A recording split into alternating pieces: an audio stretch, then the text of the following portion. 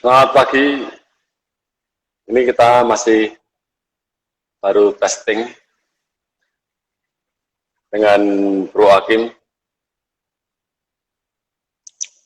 Baru mau setting seperti apa tempatnya Bro Hakim.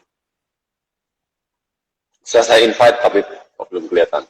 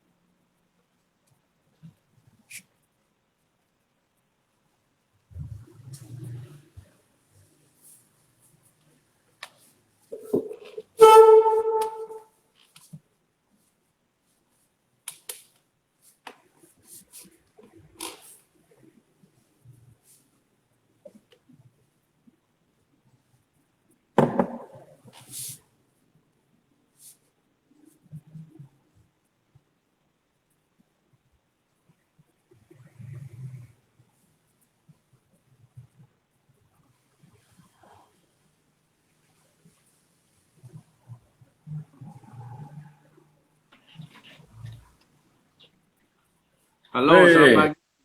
Pagi, Bro.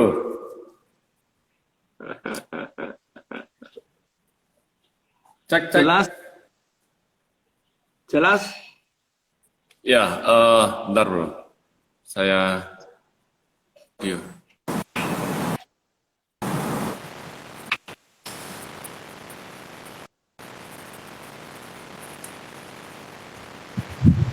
Cek. Dengar, Bro? Oke, sip ya. Sip. Ya, Suara saya oke. oke? Oke. Jadi kita mau keluar lagi ya? Kita keluar dulu kan ini? Keluar lagi, terus masuk lagi ya? Saya rasa langsung aja. Sekarang? Udah jam 9 nih. Oh, udah 9. Oh, oke. Berarti kita rekan-rekan, maaf ya, ini kita masih coba-coba. Jadi sekarang Instagram live begini berapa? Masih harus 1 jam ya? Katanya bisa lebih, tapi kita asumsi 1 jam aja. 1 jam ya, berarti nanti jam 10 kurang 5 menit kita harus selesai ya? Iya. Jam 10 kurang 5 menit kita harus selesai. Oke.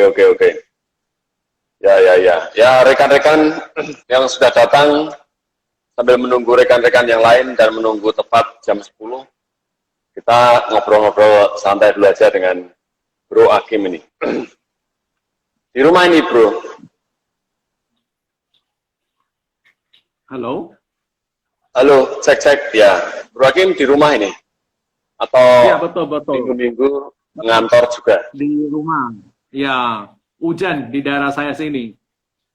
Oh, oke. Semoga sinyal tidak terganggu, Bro. Semoga demikian.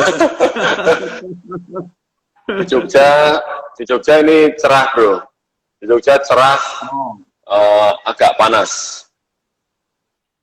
Cerah, agak panas. Ya, selamat datang. Selamat pagi. Kita pura-pura sapa-sapa biar kayak radio itu.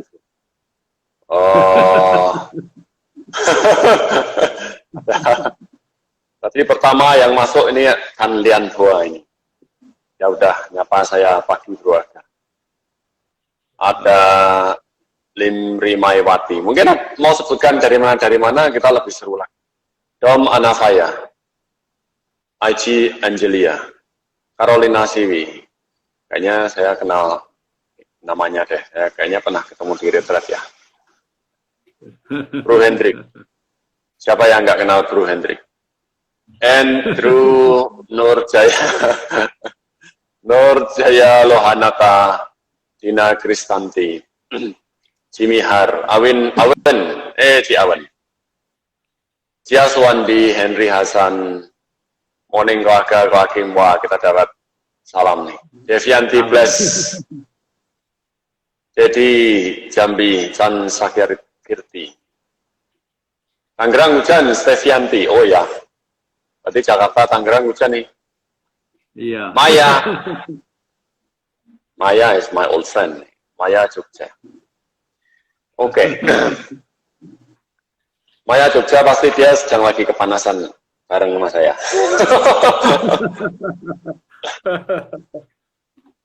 Oke, beberapa hari katanya ada cuaca ekstrim, kita harus hati-hati rekan-rekan, stay safe. Terutama yang bekerja tergantung cuaca atau terpengaruh cuaca, stay safe, take care. Oke, karena sudah jam 9.01, kita sambil perkenalan. Nama saya Aga, saya tempatnya ada di Jogja. Kebetulan minggu-minggu saya masih ngantor, jadi saya sambil di kantor. Speaker kita hari ini, nama lengkapnya Chung Kim Jin. Saya sendiri jarang tahu nama lengkapnya ini. Saya sih panggilnya teman Bro Hakim aja. Bro Hakim di Jakarta, di rumah WFH. Bro Hakim ini pengusaha dan meditator senior. Ini senior saya nih Bro Hakim ini. Mentor saya, senior saya ini. Kalau retret, sering bisik-bisik saya nih. Kasih tips. Kopinya yang banyak Bro Aga biar gak ngantuk.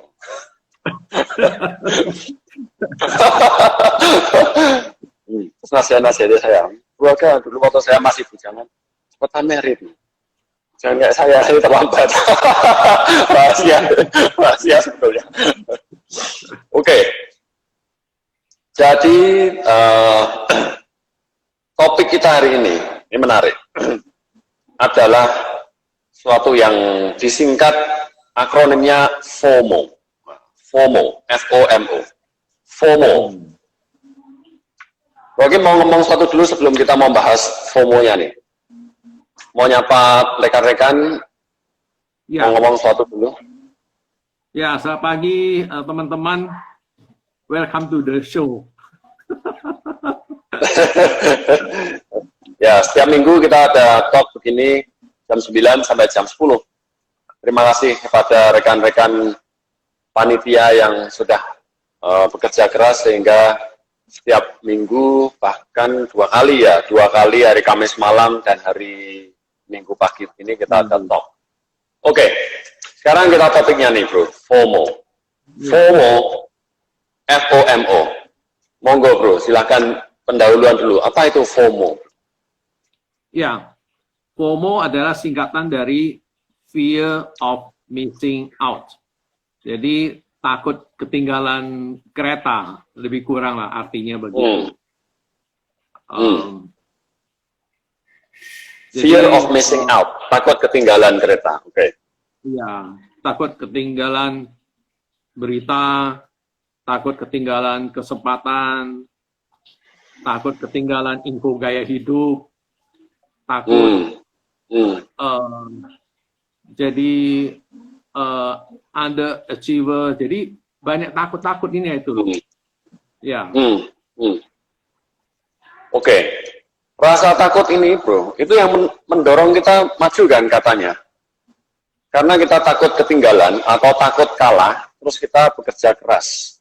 Jadi kenapa tren ini dianggap negatif atau berkonotasi negatif? Bukannya ini berkonotasi positif mestinya bro? Ya, ini pertanyaan menarik ini Bro Aga nih. Jadi takut dalam hal ini berlebihan. Takut, misalnya takut gagal. Nah, kita tuh bisa berusaha lebih maksimal supaya kita tidak gagal. Itu positif. Tapi ini takutnya nih, fear-nya ini udah berlebihan. Ya, terutama Oke. terutama ada sosial media sekarang itu loh. Kita tuh banyak sosial media, misalnya ada Twitter, ada Facebook, ada WhatsApp, ada Instagram, ada TikTok sekarang. Kita tuh ikut semua. Jadi lihat orang kalau di Instagram post, wah dia ke satu daerah atau melakukan sesuatu, begitu tadi kita lihat, kita mulai gelisah. Wah, dia begitu, saya harus begitu juga. Ya kan? Jadi terjadi dorongan, apa yang orang lakukan, kita mau lakukan juga. Gitu loh. Ya, kan sekarang apa-apa itu kita dibilang, wah kamu nggak mengikuti perkembangan zaman nih, kamu gini aja nggak bisa gitu, nggak bisa buat Instagram live, nggak bisa live. Kita bisa live juga karena diajari Ko Kurniadi kemarin itu. Ya kan? Terus nggak punya TikTok, masa zaman sekarang nggak punya TikTok dan seterusnya. Jadi ketakutan yang berlebihan ini, terus dampaknya apa? Padahal kita kan cuma nggak pengen kalah aja kan, kita nggak pengen kalah di era sekarang semua orang pakai fasilitas begitu-begitu, kita juga harus. Kenapa kita FOMO ini menyebabkan dampak yang negatif? Ya. Kalau sudah fear, ketakutan, kenapa? Ya. Dan FOMO ini, istilah ini diperkenalkan oleh Dr. Dan Herman di tahun 1996. Beliau menemukan bahwa sebenarnya takut ketinggalan itu sebenarnya sebelum-sebelumnya sudah ada. Sebelum ada sosial media ini, ada. Tapi nggak begitu intens waktu itu. Nah, belakangan karena ada sosial media itu makin intens. Tapi sekarang makin belakangan makin intens. Apalagi ada pandemi COVID-19 itu makin intens. Jadi orang di rumah itu nggak ada kerjaan, lihat terus itu lagi tren apa lagi ini.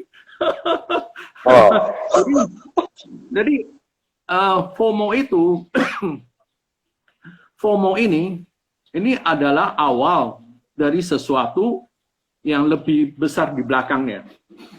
Jadi FOMO hanya awal. Nah, karena ada FOMO, akan mendorong orang melakukan segala hal lebih cepat. Karena secara tidak sadar, mereka tuh merasa, wah jangan-jangan sampai ketinggalan. Jadi membuat mereka tergesa-gesa. Tergesa-gesa untuk melakukan segala sesuatu. Dan karena tergesa-gesa itu, bisa lama-lama akan menimbulkan masalah. Jadi tergesa-gesa ini juga akan menjadi satu sickness, namanya hurry sickness. Jadi penyakit berburu-buru. Nah, penyakit hurry sickness ini, istilah ini diperkenalkan oleh dua kardiologis. Itu kira-kira 40 tahun yang lalu. Namanya Dr. Meyer Friedman sama Dr. Ray Rosenman. Dua kardiologis ini menemukan bahwa pasien mereka, yang orang yang sakit jantung itu, rata-rata mereka mempunyai sifat keterburu-buruan. Jadi mereka pakai nama istilahnya early sickness. Kira-kira begitu, bro. Sebentar bro. Saya mau review dikit dulu ya dari awal. Untuk teman-teman yang datang terlambat atau barusan datang. Jadi Bro Hakim ini hari ini mau ngomongin sesuatu yang namanya FOMO, F-O-M-O.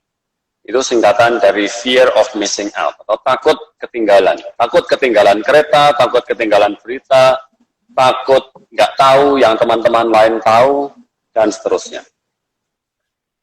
Jadi FOMO ini, misalnya kita sekarang pandemi begini, sosial media, kita pengennya ngecek apa-apa terus, jangan sampai ketinggalan, kemanapun handphone ini dipegangi, kita genggam, mungkin mandi pun kalau bisa sambil buka YouTube atau apa gitu. Mungkin sambil teman-teman mungkin sekarang sambil nonton IG live kita juga masih sambil ada TV di sebelahnya. Mungkin sambil nonton TV ya. Mungkin sambil nonton Netflix atau mungkin sampai masa browsing di netbook dia gitu. Nah, ini menyebabkan sikap mental yang tergesa-gesa. Tergesa-gesa itu nanti menyebabkan sebuah penyakit mental yang disebut Hurry sickness oleh kardiologis tadi Dr. Mayer dan siapa tadi ya, Bro? Nanti diulang namanya ya, Bro. Nah, jadi menurut dua dokter kardiologis itu atau ahli penyakit jantung itu, dia mengatakan bahwa pasien-pasien penyakit jantung mereka itu ternyata banyak sekali yang mengidap penyakit hurry sickness ini atau penyakit tergesa-gesa ini. Oke, kawan-kawan, kita sudah sampai di sekitar situ. Jadi nanti sesi kita begini, Bro Hakim akan jelaskan apa itu FOMO dan seterusnya. Nanti di mungkin 15 menit akhir yang terakhir, kita akan selesai di jam 10 kurang 5, jadi mungkin jam 9.40 atau 9.45 kita akan baca dan jawab pertanyaan-pertanyaan, atau mungkin ada pertanyaan yang relevan juga bisa kita interupsi dengan pertanyaan, Bro. Jadi teman-teman kalau ada pertanyaan silahkan ketik di sini. Kalau ada yang relevan dan bisa ditanggapi langsung, akan saya lemparkan pertanyaan ke Bro Hakim. Oke, Bro, jadi kita sampai di info kardiologis ini menyebabkan ternyata banyak penderita penyakit jantung yang terkena masalah hurry sickness ini. Oke, silahkan, Bro. Lanjut. Ya. Yang menarik ini, hurry sickness itu banyak yang mengalami, tapi mereka tidak aware, tidak menyadari bahwa mereka sudah mengidap, sudah dihampirin oleh hurry sickness ini. Tadi saya lihat ada beberapa teman teks bahwa mereka enggak. Jadi bagus, praktisi, Bu, praktisi nggak boleh dia multitasking. Ya, jadi untuk tes, coba teman-teman sekarang dengar IG, perhatikan selain mendengar IG atau masih ada melakukan hal-hal yang lain nggak di samping mendengar IG talk ini? Ada melakukan hal-hal yang lain? Ya, boleh respons ya, boleh respons sekarang ya. Ya. Tadi beberapa bilang enggak, mengklaim tidak, Bro, enggak. Ya, kita percaya tapi kan rekan-rekan banyak yang praktisi. Masa praktisi multitasking, Bro? Satu. Kedua, coba kita cek kegiatan sehari-hari kita. Nah, ini yang bilang sambil makan ini. Kan multitasking, makan ini. Ini. Jadi selain kita itu melakukan satu hal, misalnya sekarang lagi dengar IG Talk, ya kan, apa melakukan hal yang lain, fact satu. Kedua, di kegiatan sehari-hari, misalnya kita lagi antri, mungkin antri misalnya di supermarket mau bayar. Coba kita lihat pada diri kita sendiri, apa kita tuh lirik kiri kanan, lihat kasir mana yang lebih pendek supaya lebih cepat, atau kita merasa aduh kasir kok yang jalur ini kok lama amat, yang sebelah lebih cepat gitu. Apa punya perasaan begitu? Ya kan? Dan ketiga, atau kasir mana lebih cakep biasanya, Bro? Saya pikir Bro Hakim mau bilang lihat kasir mana yang lebih cakep gitu. bukan. Jadi yang mana lebih cepat. Jadi maunya cepat-cepat ya. Oke. Ketiga, waktu kita bawa mobil, apakah kita bisa sabar ikutin mobil di belakang? Atau kita suka nyalip-nyalip, nanti pindah kiri, ke kanan, jadi zigzag gitu. Apa kita punya cenderung membawa mobil cara begitu? Nah, kita cek. Apa itu? Nah, masih banyak lagi, saya cuma sebut 3 untuk mencek pada diri kita sendiri, apa kita sudah dihampiri oleh yang namanya hurry sickness ini. Kayak ketinggalan atau membuang waktu 1 menit aja nggak mau. Ya. Bahwa kalau antre, ya. Begitu masukin makanan ke oven, misalnya klik 2 menit, dia tuh 2 menit, dia akan melakukan hal yang lain. Kerjakan ini, kerjakan itu. Jadi dia 2 menit itu enggak misalnya diam nunggu, enggak. Dia kan mengerjakan sesuatu. Nah, itu salah satu juga indikasi bahwa yang bersangkutan udah mulai dihampirin oleh hurry sickness. Kira-kira begitu. Oke. Ah, ini ada yang komen-komen bagus nih, Bro. Yang mau ditanggapi sekarang boleh. Wajar kan nyalip di depan kota kan harus hemat, ya kan? Kalau ada yang orangnya nyetir lambat-lambat, idiot, pasti gitu. Saya kalau nyetir semua orang jadi idiot. Selain saya, pokoknya semua orang di luar mobil saya idiot, bodoh banget. Nyetir di tempat begini kok pelan-pelan, salib. Nah, tapi di kehidupan kota kan harus hemat waktu, Bro. Bukannya wajar nyalip. Ya, silakan kalau mau tanggapi sekarang atau simpan dulu boleh. Ya. Oke. Nyalip, bawa mobil kita memang kadang-kadang nyalip kalau depan terlalu lambat atau itu ya kita lihat situasi. Yang saya cerita itu adalah ada orang bawa mobil itu suka nyalip-nyalip tuh loh. Nanti ke kiri, ke kanan, ke kiri, ke kanan. Ya sekali-sekali ya pasti ada lah ya. Tapi kalau misalnya dalam satu perjalanan 1 kilometer dia bisa nyalip sampai 10 kali kan, jadi tanda tanya. Itu ya. Apakah berarti pas kita nyetir itu harus berlambat-lambat, Bro? Harus berlambat-lambat atau kita lambat-lambatin gitu? Nanti di kelas Tony belakang kita diteriakin idiot sama si Aga itu.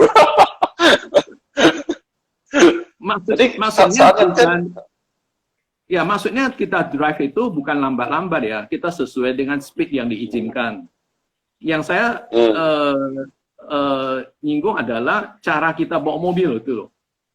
Ke kanan kita nyalip terus, itu menandakan bahwa kita tuh gelisah. Kita maunya cepat-cepat, ya kan?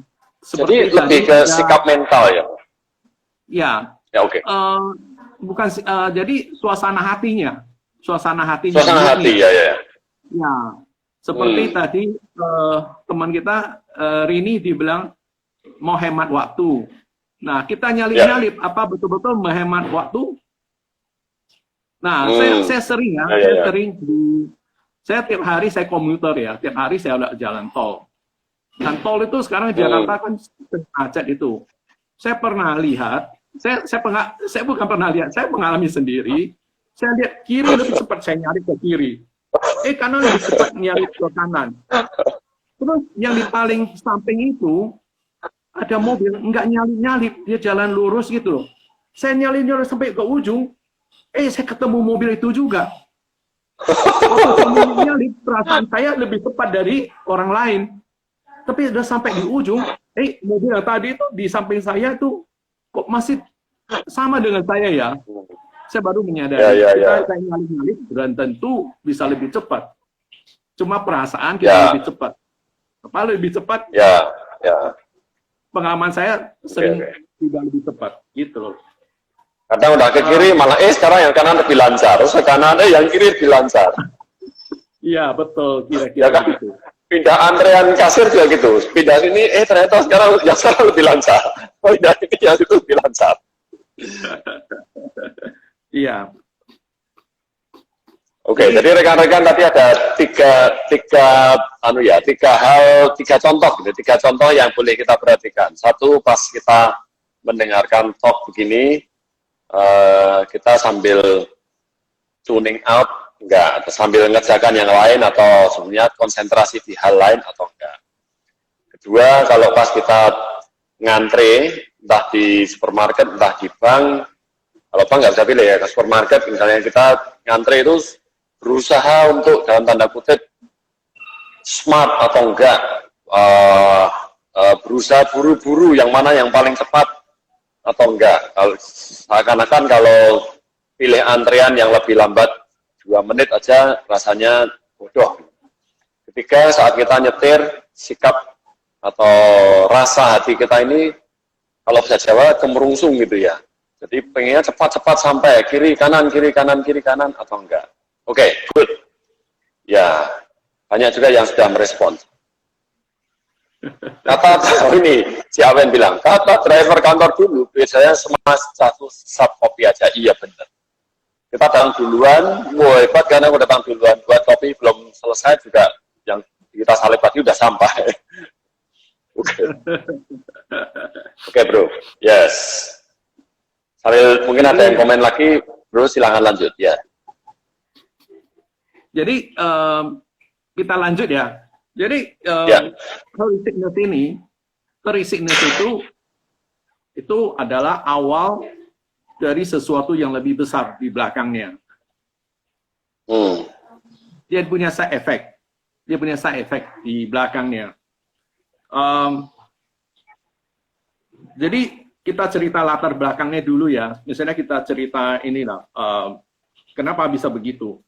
Jadi orang zaman dulu, waktu saya kecil saya masih ingat, jam 6 kita udah habis makan malam, udah duduk ngobrol, udah santai. Tapi sekarang jam 6 saya masih kerja. Sampai di rumah udah berapa? Jam 8, jam 9. Jadi waktu kita itu jadi kerja itu panjang sekali. Jadi dengan demikian itu akan membuat kita itu menjadi lebih kayaknya banyak hal yang harus dilakukan dan nggak habis-habis. Jadi kita tuh jadi akibatnya kita maunya jadi cepat-cepat, ya kan? Nah, saya lihat teman saya, dia kerja di satu perusahaan, dia tuh katanya sekarang work from home, bisa lebih santai. Dia ngomong sama saya, malah dia tidak lebih santai. Sekarang malah lebih sibuk. Karena, kenapa? Karena sekarang dia kerjanya 24 jam, 7 hari seminggu. Karena bosnya kadang-kadang jam 10, call dia, bilang, ayo meeting. Jam 10 baru mulai meeting. Bisa sampai jam 12, jam 1. Dan besok pagi-pagi udah mau berangkat kerja lagi. Jadi itu waktunya banyak tersita habis. Jadi sekarang orang itu sibuk sekali. Padahal kayak kita tuh kerja ya pasti kita stres lah, ya kan? Meeting kita pasti stres. Nah, ya kira-kira begitu, bro. Jadi kita ini berusaha buru-buru, dibantu teknologi macam-macam, selalu connect dengan teman-teman, dengan rekan-rekan kerja, dengan bos. Tapi waktu kita bukan lebih efisien, malah lebih sedikit untuk diri kita sendiri, ya. Ya, betul. Apalagi dibanding zaman dulu, waktu komunikasi dengan kantor itu paling hanya lewat telepon aja. Belum ada handphone, belum ada apa-apa. Malah kita kalau pulang ya pulang. Pulang ya waktu untuk keluarga. Sekarang pulang masih dikontakin terus. Diajak meeting dengan Zoom itu udah nggak ada tidurnya udah kita. Iya, betul. Berarti FOMO atau fear of missing out yang mengakibatkan heuristicness ini tidak membuat hidup lebih efisien.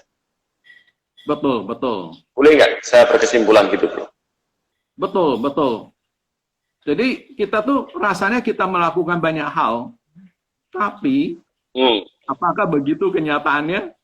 Mungkin teman-teman kan banyak yang kerja di kantor atau usaha atau apa ya, coba dicek hasilnya gimana. Nah, ini ada satu ini loh, pengamatan saya. Dulu orang itu kalau bilang bos ya itu ya kerjanya santai. Dia banyak waktu. Jam 5 udah di rumah, jam 4 udah di rumah. Itu namanya orang sukses. Tapi sekarang beda. Sekarang orang sukses adalah pulangnya jam 12:30 malam, jam 1 pagi. Itu orang sukses. Jadi orang sekarang itu konotasinya makin sibuk, makin sukses. Beda dengan orang zaman dulu. Orang zaman dulu kalau orang sukses dia tak usah kerja. waktunya banyak. Hmm. Beda sekali. Jadi zaman sekarang jangan jadi bos. Oh, jadi bos kerja terus. Minggu-minggu saya masih kantor. Jadi untuk menunjukkan bahwa kita tuh orang sukses, kita harus sibuk. Oke. Ya, karena fear of missing out ini tadi. Jadi, ini harus diurusi, ini harus dikerjakan. Kalau bisa bareng-bareng, gitu kan. Multitasking, gitu kan.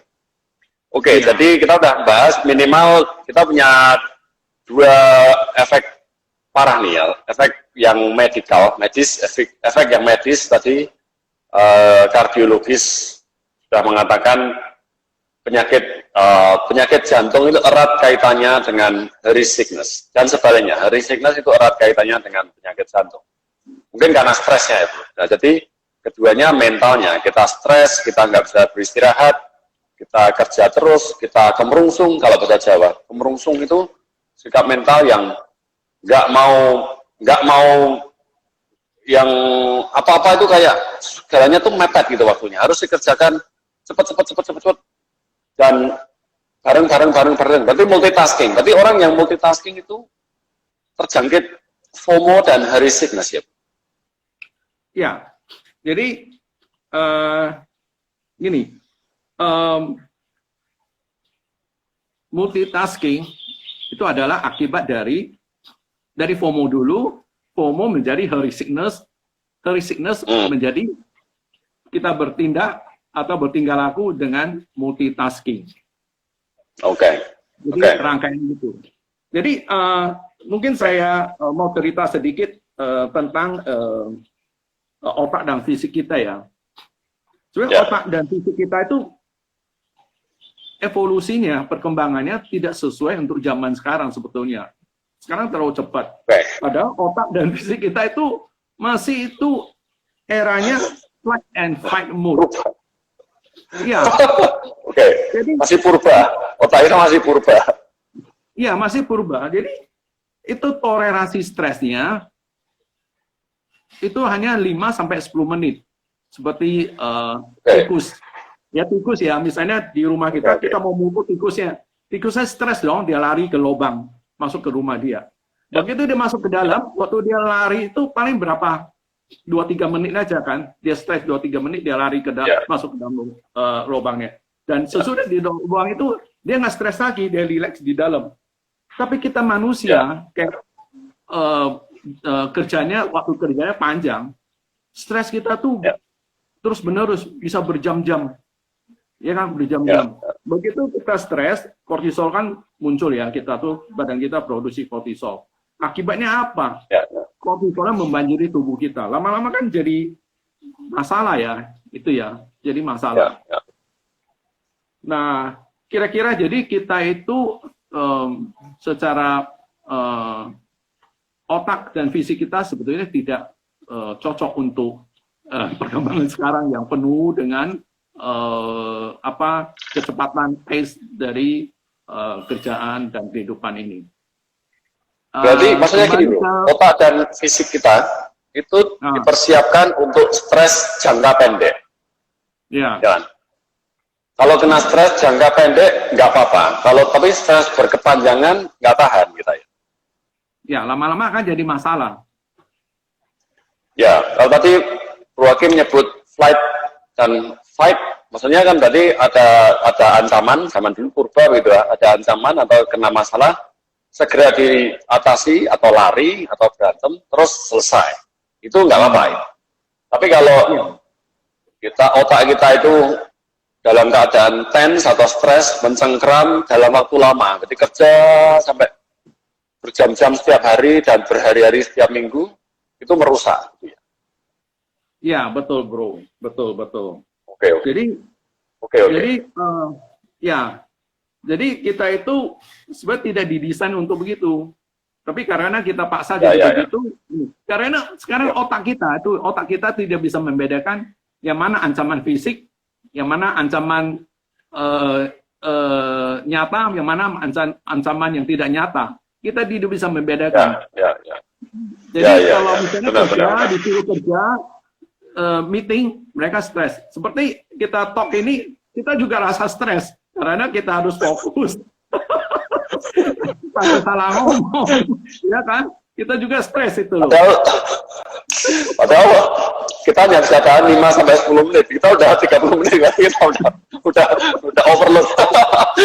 Kita stresnya udah overload ya. Oh. Oke. Ini ada pertanyaan dari Chan Sekyakirti Jambi. Pak Dedi. Workaholic, itu termasuk FOMO dong, bro? Workaholic. Padahal kita sekarang orang bilang, wah workaholic, bagus nih ada. Wah dia workaholic, bagus. Itu termasuk FOMO ya, bro? Kalau workaholic kan maksudnya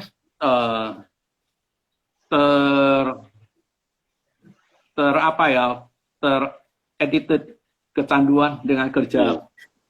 Kecanduan kerja, ya kan? Dia merasa suka aja dia kerja. Ya kan? Ya. Tapi nah, saya kalau dia kerjanya itu, saya nggak tahu intention orang workaholic itu intentionnya apa. Dia takut miskin atau dia karena dia kerja karena bisa memberikan dia tuh satu kepuasan. Itu tergantung intention orang itu yang bersangkutan. Ya. Berarti belum tentu ya, tergantung cara kerja dia dan situasi mentalnya. Ya, dia tujuannya apa dia kerja itu? Apa dia takut? Ada orang kan bilang, dulu saya miskin, sekarang saya nggak mau miskin lagi, saya harus mati-matian, jadi dia kerja habis-habisan. Intention dia adalah supaya dia tidak miskin. Tapi ada orang, dia udah kaya masih workaholic. Dia tuh kenapa? Karena dia merasa punya prestasi. Misalnya, saya punya satu teman, dia habis proyeknya, habis kerja sesuatu, dia ada ide lagi, kerja sesuatu lagi. Saya tanya dia, kenapa kamu begitu? Dia bilang, saya merasa ada satu kepuasan. Misalnya, dia luncurin satu produk baru. Dia berhasil, dia bilang, waduh, ide saya ternyata bisa dilakukan. Dia merasa ada satu kepuasan. Nah, orang itu takut terhadap kemiskinan bukan lagi, tapi dia cari sesuatu untuk kepuasan batin dia. Jadi intention orang itu, orang workaholic itu intention dia apa? Hanya orang itu yang tahu. Ya, kira-kira begitu, bro. Jadi walaupun dia kerjanya panjang, yang orang lain sudah sebut dia workaholic, dia kerjanya panjang dan bekerja keras. Kalau sikap mentalnya benar, tepat, tidak multitasking gitu ya, tidak FOMO gitu ya. Atau katakanlah memang dia suka banget kalau dia datang ke kantor, wah hatinya rasanya just gitu ya, relax. Mungkin dia passionate banget sama kerjanya, ya baik-baik aja saya tuh, sehat-sehat aja kan? Iya. Oke. Ya. Terus saya mau kembali sebentar ke tadi contoh yang ibu-ibu masukkan barang ke oven tadi. Ini ibu-ibu bisa nggak terima loh bro, kita ngomong begini. Oke lah, tapi ya misalnya masak gitu ya, ibu saya tuh juga gitu, masak gitu.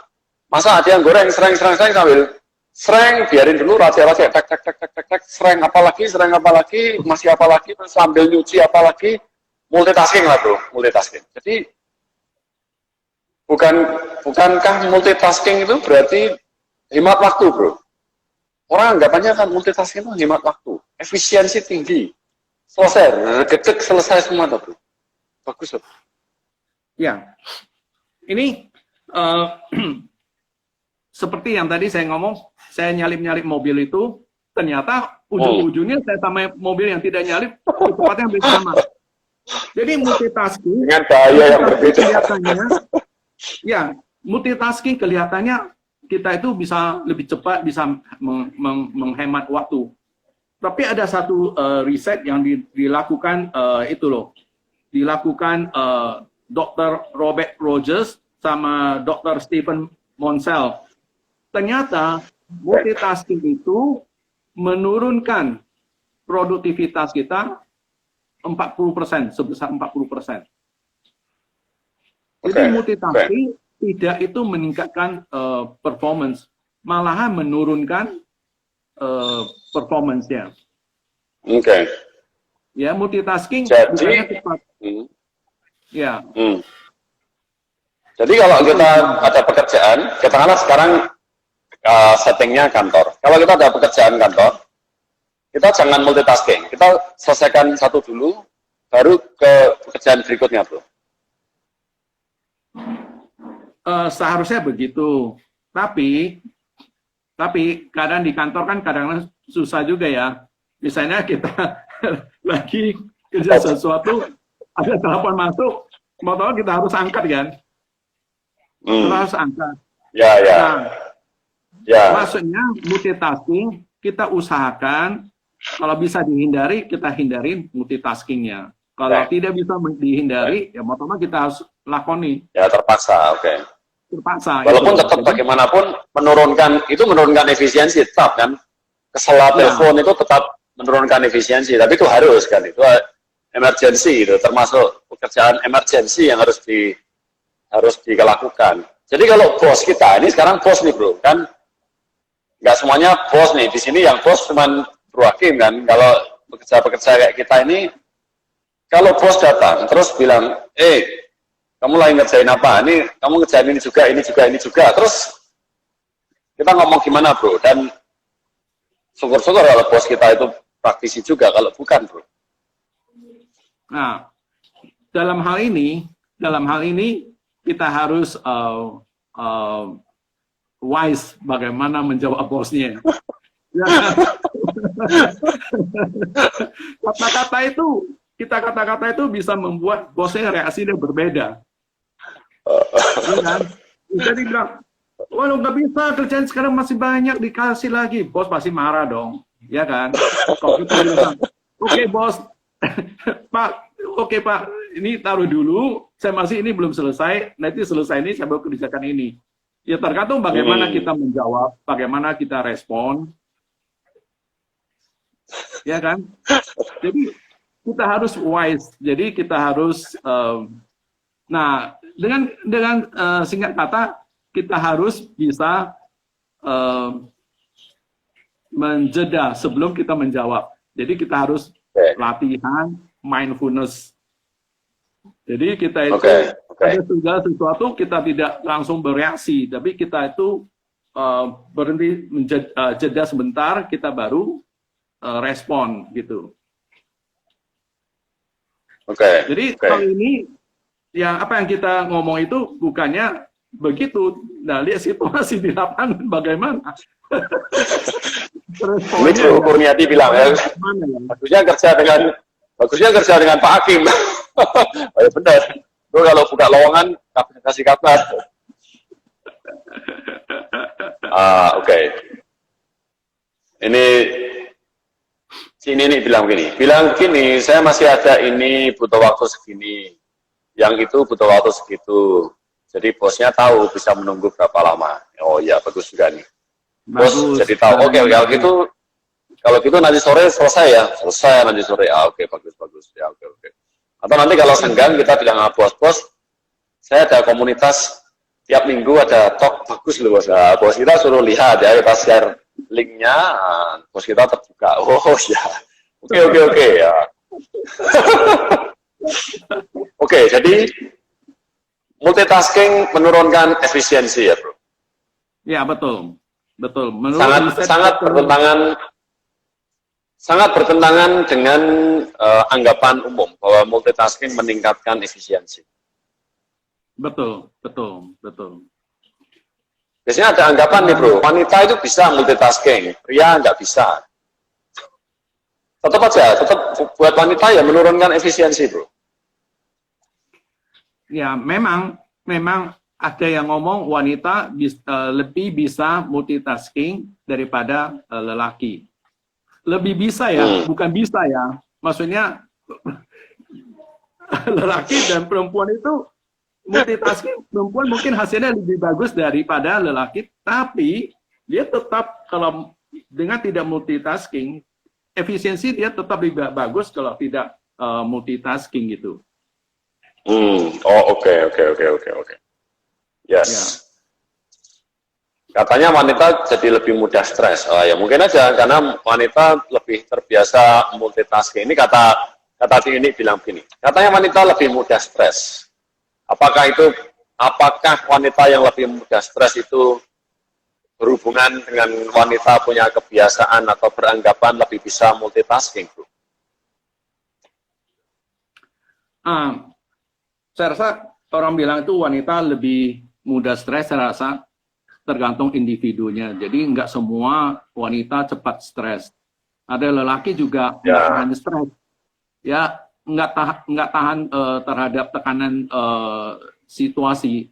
Ada dekat dikit, dia tuh bisa kena stres. Jadi saya rasa lebih bersifat individu daripada generalisasi bahwa wanita lebih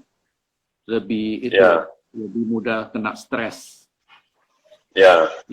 Dan mau buktinya angka harapan hidupnya ya lebih tinggi wanita tuh. kita ini check on-nya lebih cepat. Mungkin melenceng dikit ya Bro Aga ya, soal hidup laki lebih pendek daripada cewek itu ya. Ya. Itu menurut, bukan riset ya, tapi menurut pengamatan saya itu, misalnya suami istri. Kalau istrinya meninggal, nggak lama kemudian lakinya pasti meninggal. Kenapa? Karena lakinya nggak ada yang jaga. Jadi istrinya meninggal, dia kan meninggal. Tapi kalau lakinya meninggal dulu, istrinya bisa hidup lama. Malahan bisa lebih panjang umur. Karena dia nggak punya beban untuk take care, untuk menjaga. Menurut pengamatan saya loh. Berarti bro, wanita yang tidak menikah, ya aku nggak ngomongin salah satu atau beberapa teman kita loh bro, wanita yang tidak menikah, itu umurnya panjang nanti bro, nggak pernah punya beban bro.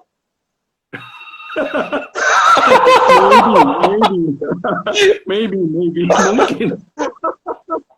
Oh ya, berbahagialah wanita yang tidak menikah bro. Oke, kita udah di 942 nih sekarang. Kalau ada yang mau tanya, silakan tanya terus. Oke. Mungkin ada beberapa suggestions atau saran atau praktis, bro, supaya kita tadi kan sudah mendiagnosa diri sendiri. Kalau kita begini, berarti kita itu terjangkit FOMO, hurry sickness, multitasking. Mungkin ada saran supaya kita nggak begitu, gimana bro? Ya, mungkin kok kita agak panjang dikit ya, karena hurry sickness itu kita tuh kalau buru-buru, side effect-nya terhadap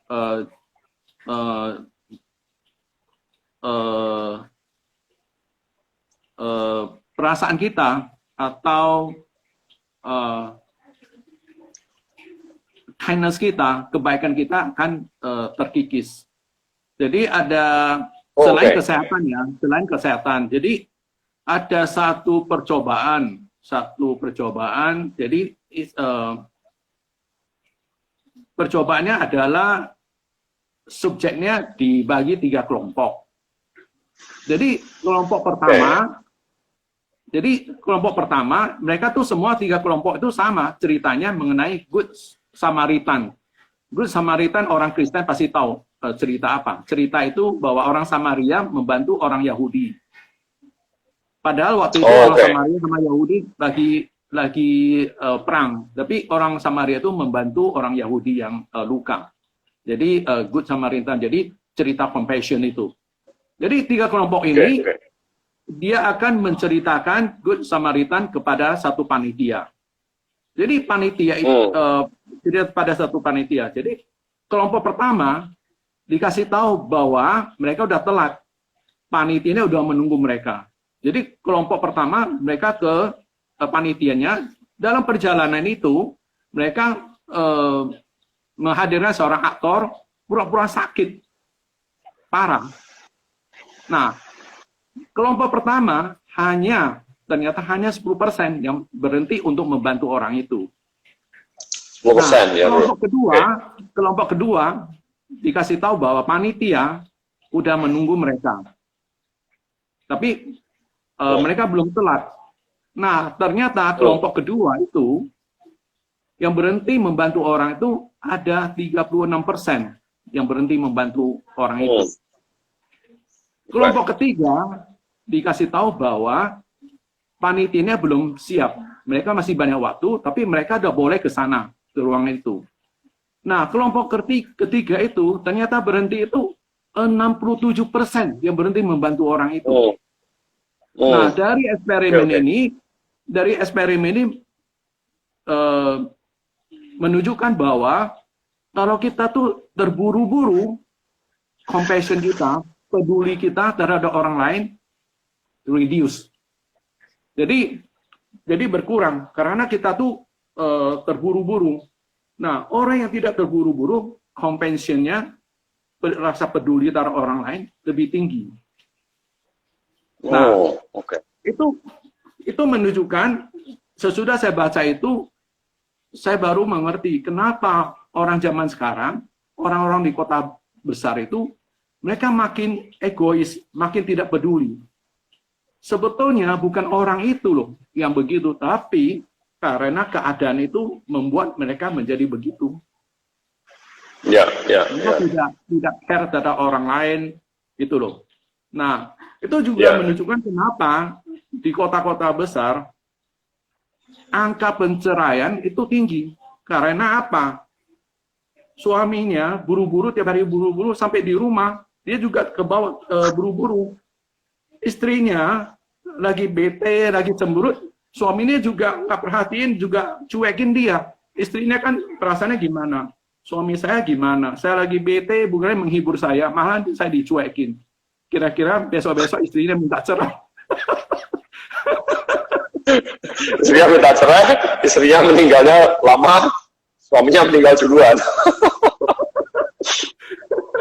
Oke bro, sebentar, saya mau ulang dikit dulu. Ini menarik tadi bro. Jadi ada 3 grup orang, ya kan? Grup orang-orang baik lah ini berarti. Pokoknya 3 grup orang-orang baik, ya kan? 3 grup yang, 3 grup orang-orang baik. Terus 3 grup orang-orang ini berjalan menuju ke satu gedung pertemuan, ya kan? Yang satu diberitahu bahwa yang satu dibuat terburu-buru, ya kan? Suasana hatinya, karena yang satu dibilang kamu sudah terlambat. Yang kelompok kedua dibilang kamu belum terlambat, tapi kita sudah siap. Ya kan? Ketiga dibuat lebih lega lagi. Tempatnya sudah ada, kamu belum perlu berangkat. Tapi kalau mau berangkat ya boleh juga mau santai-santai di sana. Jadi mereka bertiga berangkat. Ya kan? Terus di tengah jalan mereka dikasih situasi, aktor bilang, ada aktor yang berpura-pura katakanlah kena kecelakaan atau sakit parah. Terus yang buru-buru ini, kelompok buru-buru hanya membantu, hanya 10% yang mau bantu. Karena situasi hati mereka tuh buru-buru, mereka sendiri tidak punya waktu. Yang kedua, yang situasi lebih longgar, sudah siap, silahkan berangkat, belum terlambat, itu 36% membantu. Yang ketiga, yang punya waktu banyak, have all the time in the world, yang so free ini tadi, membantu 67%. Kesimpulannya berarti orang yang buru-buru, berarti orang kota yang kena macet terus setiap hari, yang kerjanya dipepet terus, apalagi yang zaman sekarang diajak Zoom sama bosnya terus ini, lebih tidak peduli sama masalah orang lain, ya kan? Gitu, bro. Kalau kesimpulan saya salah, koreksi loh bro. Yang sangat free, mungkin orang, makanya kita bilang orang desa itu saling tolong-menolong dan sangat free ya, karena mereka waktunya banyak banget. Kan? Tidak terburu-buru, kerjanya nanam padi aja musimnya belum mulai, masih 3 minggu lagi ya, 3 minggu ngapain? Ya nggak ada apa-apa. Nah ini mereka jadi kalau tetangga pasang genteng, nolongin, tetangga buat apa, nolongin. Gitu. Jadi orang kota sekarang kalau dibilang lebih egois dan seterusnya itu bukan, itu hanya karena keadaan memaksa mereka begitu. Ya betul bro. Jadi buat orang-orang kota, hati-hati dengan sikap buru-buru itu tadi. Oke, kita masih punya 6 menit bro. 6 menit, ini tadi pertanyaan terakhir yang suggestions, atau gimana nih rekan-rekan, supaya kalau yang sudah terjangkit atau belum, atau tidak pengen terjangkit, kita sekarang kesehariannya harus seperti apa, Bu? Ya, ada beberapa step yang kita bisa lakukan supaya kita itu bisa mengatasi masalah ini. Jadi, misalnya ini mulai dari diri kita sendiri, karena ini tergantung dari persepsi kita sendiri ya. Jadi kita itu dengan tindak pertama adalah slow down. Slow down, misalnya makan kita diperlambat, ya kan? So, ya. Seperti juga pas kita di retreat kan, kalau kita ikut retreat, guru kita pasti bilang slow down, gitu kan, apa-apa melambat, makan melambat, jalan melambat. Oke. Ya. Tapi melambat itu misalnya jalan, makan apa di slow down. Tapi bukannya selamanya slow down. Dia sikon. Kalau misalnya ada sikon tertentu harus itu ya, harus cepat. Jadi secara umum kita harus slow down. Ya kan? Ya. Kedua, memberi kita sendiri waktu. Memberi kita sendiri waktu atau me time. Misalnya kita bisa lakukan kegiatan yang kita suka gitu loh, ya kan? Kalau bisa meluangkan lebih banyak waktu dengan keluarga, dengan anak, dengan pasangan kita, atau ya hobi kita gitu loh. Nah, ketiga kita itu coba lebih memperhatikan apa yang kita lakukan. Dengan kata lain, dengan kata modern adalah mindful. Jadi kita mindful apa yang kita lakukan. Dengan kita melakukan mindful, otomatis frantic mind kita itu bisa menurun. Ya. Nah, kalau misalnya kita lagi antri di bank atau antri di supermarket, kalau kita gelisah, apa yang kita lakukan? Coba kita membumikan perhatian kita di kaki kita, misalnya kita lagi injak di lantai. Ya, salah satu caranya supaya kita tidak gelisah terus. Kira-kira begitu. Ya. Orang sekarang sih kalau gelisah begitu, tunggu di bank ya rogoh-rogoh kantong, ambil handphone, bro. Ya. Begitu dapat nomor antrian, duduk, kita hitung aja 1, 2, 3 detik, udah tangannya udah rogoh-rogoh kantong. Ya, jadi nah itu hurry sickness itu ya, atau kita multitasking bisa membuat kita itu tidak bisa diam. Misalnya kita tuh orang yang suka multitasking. Nah, kita bisa cek, teman-teman bisa cek. Sekarang kita tidak mau pakai HP, kita nggak cek email kita, semua kita nggak pakai multi sosial media, kita nggak pakai. Coba kita duduk diam, nggak kerja apa-apa. 10 menit bisa nggak? Ya. Tanpa menimbulkan kegelisahan. Kalau bisa menimbulkan kegelisahan, berarti kita ada simptom dari ini, hurry sickness. Ya, oke. Itu salah satu cara mendiagnosa lagi, berarti. Kalau kita nggak ngapa-ngapain, semuanya dimatiin, ya kan, data mati atau handphone mati, nggak boleh ngapa-ngapain, 10 menit aja. Apa yang terjadi? Iya kan? Kalau gelisah, nggak kerasan, seakan-akan hidupnya jadi keliru, berarti kita parah nih hurry sickness-nya. Iya. Oke, jadi kita bisa diagnos sendiri. Minimal ada 3 ya tadi ya. Ya. Oh, satu lagi, oke. Ada satu. Minimal ada 3. Sekarang apa, Bu? Ya. Bagaimana? Sorry, Bro. Ya, lanjut. Silakan lanjut. Ya, ada satu. Saya nggak tahu ini benar ya. Sama ada cerita bahwa itu ya cewek sama cowok itu beda. cewek stres, dia main HP. Cewek Oke. stres, dia main HP. Tapi cowok, dia stres karena main HP. Oke. Stres, cewek ya, kalau stres dia main HP. Tapi kalau cowok, stres karena main HP. Maksudnya apa ini, Bro? Kenapa? Kenapa bisa gitu, Bro?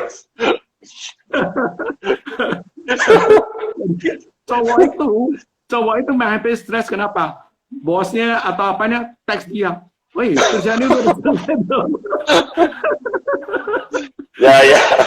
Ya dikejar terus dia jadi Oh. stres.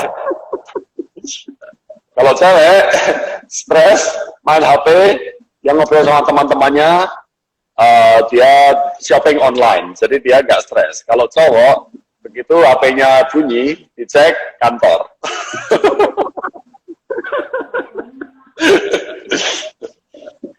Oke, Bro, jadi ada 3 ya. Kita satu slow down, kayak di retreat itu semuanya harus slow down. Ya.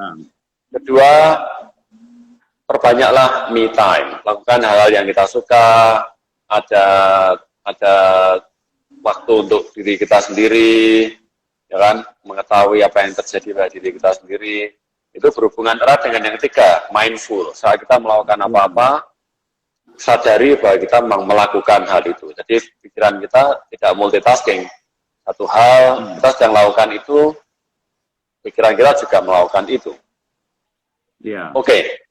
Bro, waktu kita mepet, masih ada nggak ini pertanyaan yang mau kita bahas? Kayaknya udah selesai, udah habis nih. Oke, Bro, silahkan ada kesimpulan atau saran-saran terakhir sebelum kita say goodbye ke rekan-rekan nih, Bro. Ya. Kita itu di kehidupan sekarang ini ada pandemi COVID-19, tapi sekarang juga ada pandemi hurry sickness. Nah, hurry sickness ini di kemudian hari makin intens. Jadi teman-teman kalau bisa coba kita mengatasi hurry sickness yang bisa menimbulkan kegelisahan ini, yang akan bisa menjadi anxiety disorder ujung-ujungnya ya. Jadi kita bisa mencegah dengan slow down. Ya. Karena kerjaan atau apapun di dunia ini nggak bisa selesai-selesai. Secepat bagaimanapun kita kerjakan, tetap ada kerjaan itu. Nggak selesai-selesai. Ya kan? Apalagi kalau kita kerja, bos itu lihat, wah, karyawan ini kerjanya cepat, dikasih job terus. Ya kan? Nggak selesai dong. Ya kan? Ya, jadi jangan mengejar terus itu loh. Terus kekayaan pun kita kejar-kejar juga nggak habis-habis gitu loh. Mau berapa banyak baru cukup. Jadi kita harus tahu kapan cukup, kapan harus kita slow down. Itu penting. Ya. Untuk mengetahui semua itu kita perlu kesadaran. Kita perlu kesadaran. Kesadaran itu dari mana? Dari kita itu meditasi. Meditasi banyak itu ya. Meditasi bisa, ya mindfulness adalah meditasi juga. Ya kan? Mindfulness adalah meditasi, meditasi adalah mindfulness juga. Jadi kita itu melatih awareness kita, menyadari apa yang kita lakukan, menyadari perasaan kita, menyadari pikiran kita, menyadari mood kita, menyadari feelings kita. Nah, dengan demikian, kita itu diharapkan bisa hidup lebih tenang, lebih bahagia. Kira-kira begitu, Bro Aga. Ya. Yang menarik terakhir berarti meditasi. Ini tadi kan kita bilang slow down, mindful, me time. Ini tercover semua ini, Bro. Begitu kita meditasi, kita udah slow down. Kita nggak cuma slow down, kita berhenti, ya kan. Kemudian me time, ini udah hubungannya sama saya aja nih, ya kan. Terus mindful, berarti kita menyadari apa yang sedang kita kerjakan, ya kan? Mindful. Oke, Bro, sudah jam 10 tepat. Terima kasih sekali atas talknya, Bro. Biasanya kita tepuk tangan loh, Bro. Mungkin kawan rekan-rekan di rumah tepuk tangan ini. Sama-sama Bro Aga, karena moderatornya Bro Aga, jadi talk kita jadi bisa lancar, dan disupport sama panitia IG Talk ini yang udah bekerja keras memungkinkan terselenggarakan talk ini, dan teman-teman yang dengan sabar mendengar ocehan kita. Semoga tanpa sambil ngecek yang lain ya, Bro. Iya. Kalau sambil ngecek yang lain ya ketahuan dia. Ketahuan dia, multitasking juga. Ya, terima kasih rekan-rekan semua sudah mendengarkan kita. Terima kasih kepada rekan panitia dan juga terima kasih pada Bro Hakim yang talknya hari ini sangat inspiratif. Rekan-rekan semua, kita ketemu lagi hari Kamis, kita ada talk malam jam 8 dan hari Minggu seperti biasa jam 9 di Instagram Live. Terima kasih semuanya, terima kasih Bro. Sampai ketemu lagi. Salam slow down. Stay safe everyone. Stay safe, ya.